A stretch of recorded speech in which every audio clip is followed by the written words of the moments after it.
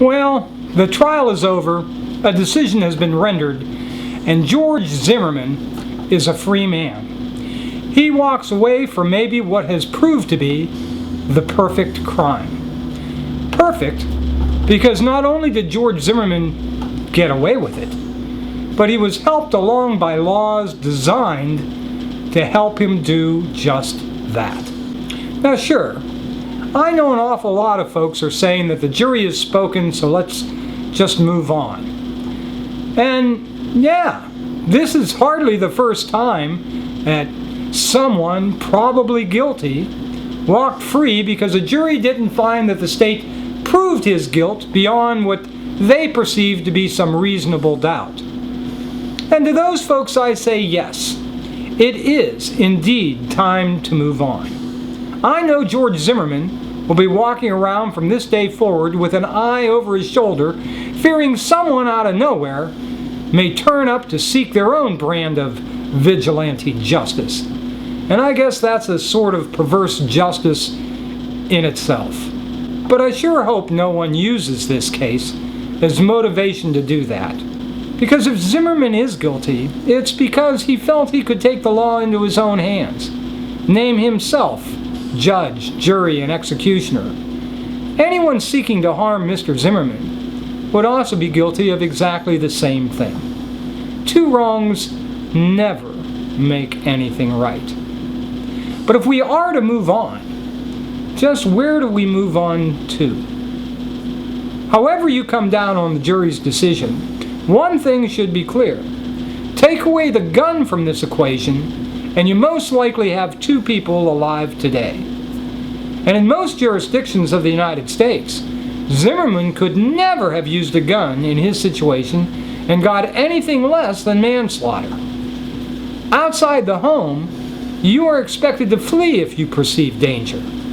In Florida, however, in a growing number of states, the combination of stand your ground laws, concealed carry laws, and laws that give people the right to use lethal force whenever they perceive themselves threatened, real or imagined, made for the perfect storm and the perfect crime, sanctioned by state law.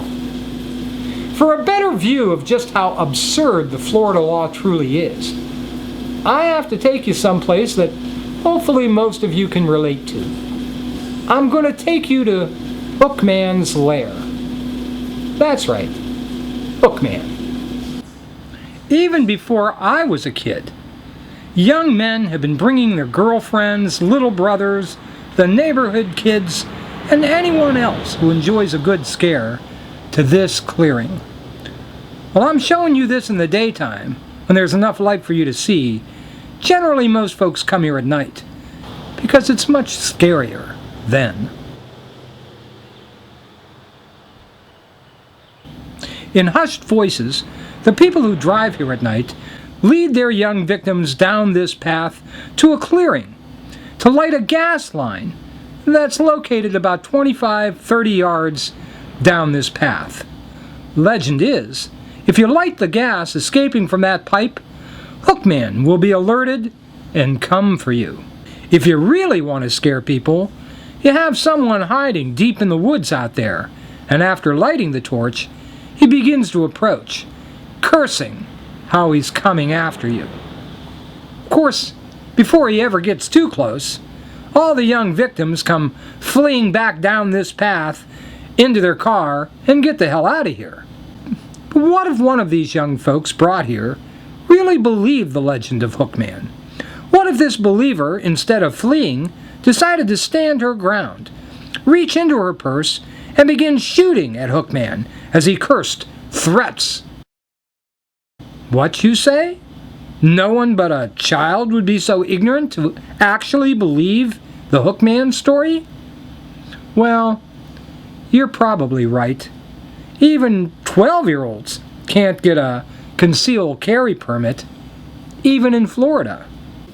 But there are a whole lot of folks over the age of 21 who can get a concealed carry permit who believe in another myth.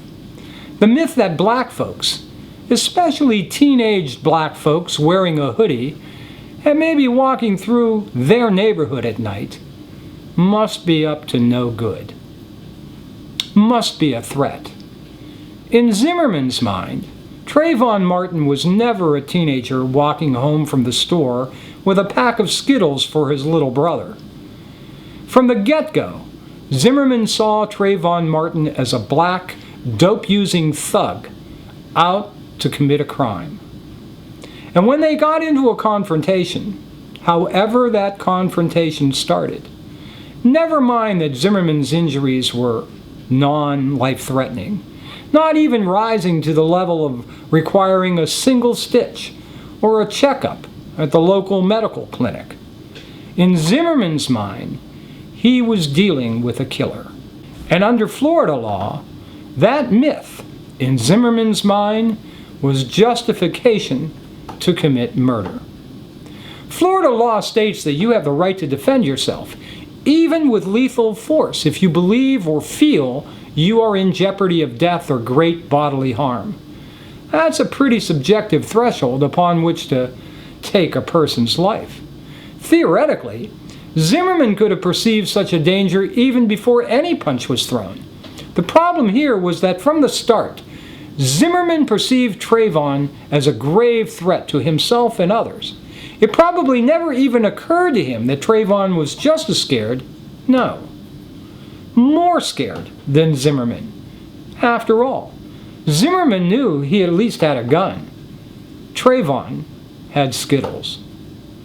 Was it rational for Zimmerman to assume this teenager was up to no good? Would he have jumped from his car and followed a white teenager? The law in Florida allowed Zimmerman to act on his prejudices and kill another human being, even though such prejudice is irrational. It would be irrational even on the south side of Chicago, or the front yard of some crack house in Detroit. There was no more justification to believe this particular black teen in a hoodie was a threat that evening, in that time and place, than there was to believe in Hookman. But unlike the legend of Hookman, which Zimmerman would have just shrugged off, I'm sure, his irrational fear of young black men, in his mind, was justification enough to shoot first and ask questions later. I don't believe Zimmerman's life was ever truly in danger. At best, I figure he found himself on the losing end of a fistfight. In Florida, it is now legal to kill your opponent, apparently, if you find yourself on the losing end of a fistfight. We'll never know exactly when or how the gun came out. I think the prosecution proved, beyond a reasonable doubt, that it was virtually impossible for Zimmerman to pull out his gun from his holster, pinned to the ground as he claims. But it doesn't matter what I think. Under Florida law, all that matters is what Zimmerman thought, and he never thought for a moment that he was merely getting his ass kicked, and probably deserved it for scaring the shit out of this kid. All he could see was another black thug casing the neighborhood, and now about to kill him. And this apparently is what 6 non-black jurors thought as well, that Zimmerman at least felt his life was in danger.